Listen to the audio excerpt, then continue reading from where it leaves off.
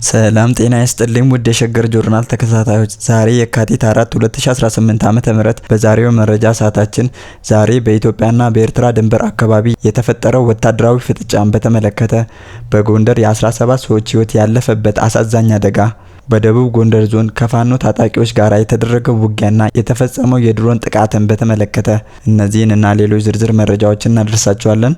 አብራችሁን ቆዩ።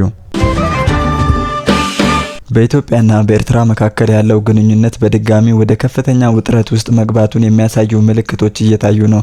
ባለፉት ጥቂት ቀናት በሁለቱ አገራት የድንበር አካባቢዎች እየተስተዋለ ያለው መጠነ ሰፊ ወታደራዊ እንቅስቃሴ ቀጠናውን ወደ ሌላ ዙር ግጭት ሊያመራው ይችላል የሚል ስጋትን በብዙዎች ዘንድ ፈጥሯል።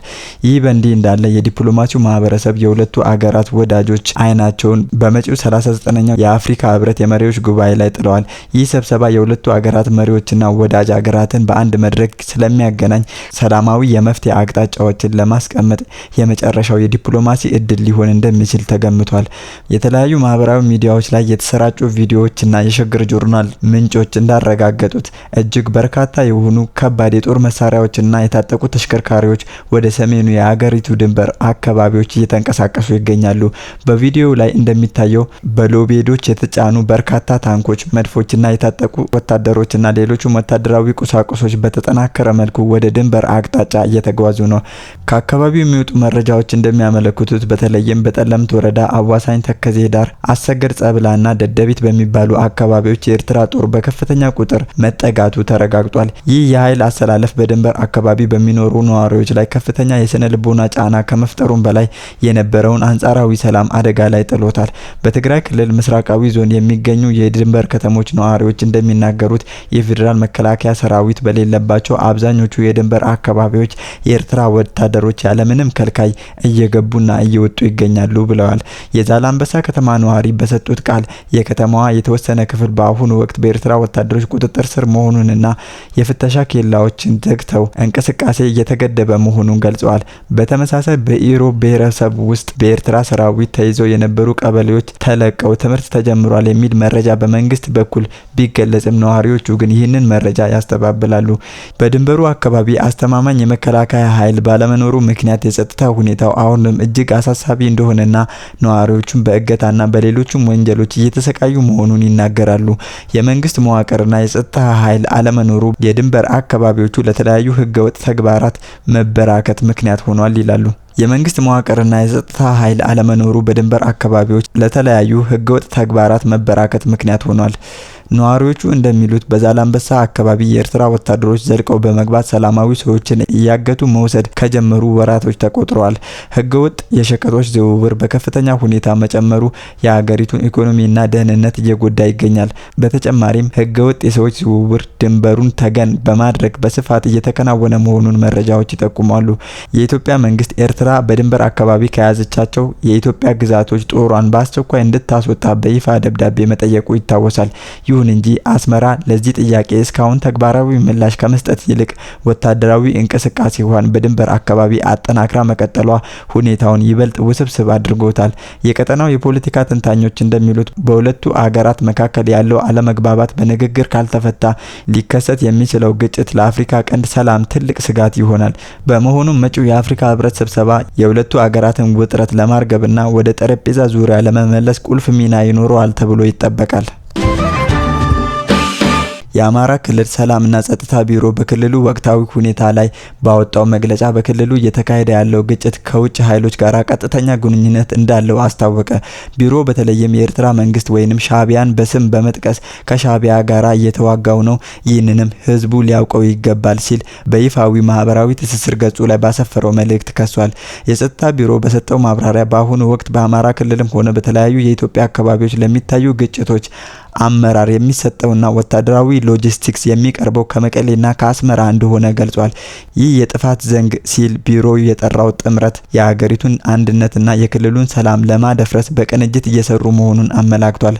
መግለጫው አክሎም የፋኖ ታጣቂዎች የሚንቀሳቀሱት በተሰጣቸው ልዩ ተልዕኮ መሆኑን ጠቁሞ የዚህ ተልዕኮ ዋነኛ ግብርም የፌዴራል መንግስት መከላከያ ሰራዊት በየዞኑና በየወረዳዎች ወጥሮ በመያዝ ስትራቴጂካዊ የሆኑት የወልቃይትና የጠለምት የራያን አካባቢ አካባቢዎች ለወራሪ ማመቻቸት ነው ብሏል። ቢሮው እንደሚለው ግጭቱ የውስጥ ጥያቄን ከመመለስ ይልቅ የሀገሪቱን ሉዓላዊነት አደጋ ላይ የሚጥል የውጭ ኃይሎች እጅ ያለበት ሴራ ነው ብሏል። ከዚህ መግለጫ ጋር በተያያዘ በደቡብ ጎንደር ዞን በተለያዩ ወረዳዎች ግጭቱ እጅግ እየተካረረ መምጣቱ ከስፍራው የሚወጡ መረጃዎች ያመለክታሉ። የመከላከያ ሰራዊት ከአንዳንድ አካባቢዎች መውጣቱን ተከትሎ የፋኖ ታጣቂዎች ወደ ከተሞችና ወረዳዎች በመግባት የክልሉን የጸጥታ ኃይሎች ጋራ የፊት ለፊት ውጊያ እያደረጉ እንደሚገኙ ተገልጿል። በተለይም በስማዳ ከተማ ከትናንት በስቲያ የተካሄደው ውጊያ እጅግ ደም አፋሳሽ እንደነበረ ነዋሪዎች ይናገራሉ። በዚህ ግጭት በርካታ ሚሊሻ አባላት፣ የፖሊስና የአድማ ብተና ኃይሎች መገደላቸውን የገለጹት የዓይን እማኞች ትናንት በከተማዋ የሟቾች የቀብር ስነ ስርዓት ሲፈጸም መዋሉን እንዲሁም ሁኔታው እጅግ ዘግናኝ እንደነበረ ገልጸዋል። የከተማዋ እንቅስቃሴን በውጥረቱ ምክንያት ተገቶ መቆየቱ ተመላክቷል።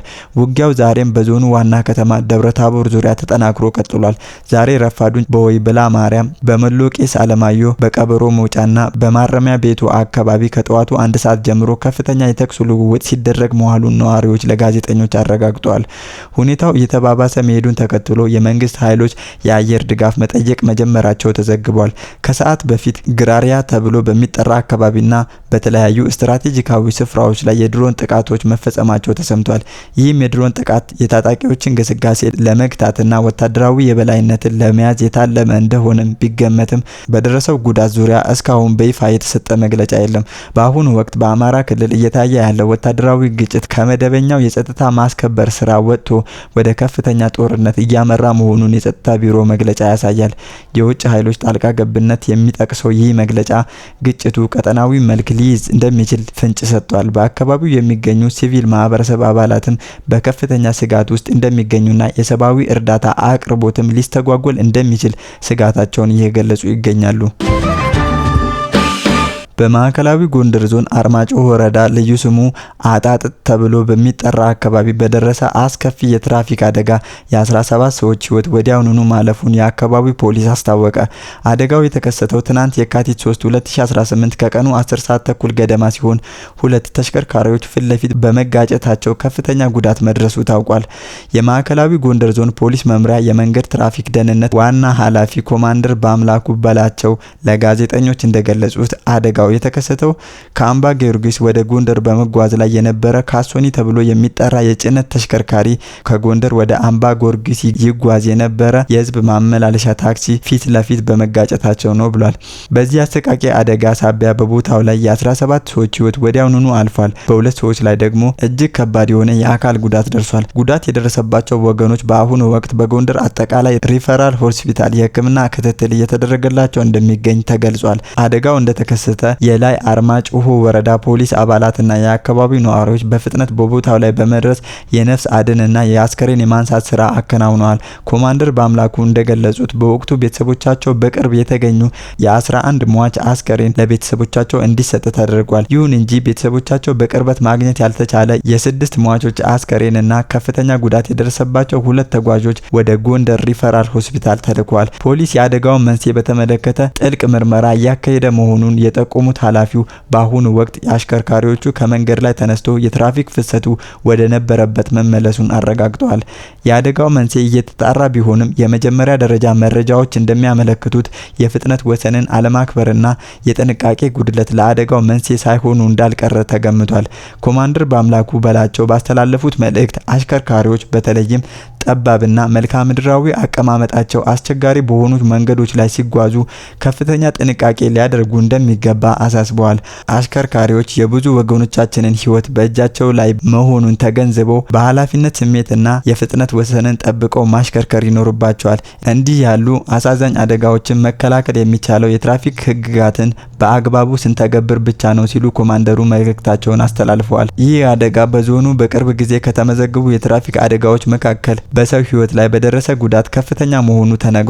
ማዕከላዊ ጎንደር ዞን ፖሊስ መምሪያ ለሟች ቤተሰቦች መጽናናትን ተመኝቷል። ውድ አድማጭ ተመልካቾቻችን ለዛሬ ሰናዳንላችሁ መረጃዎቻችን እኚህ ይመስሉ ነበር። አብራችሁን ስለቆያችሁ ከልብ እናመሰግናለን።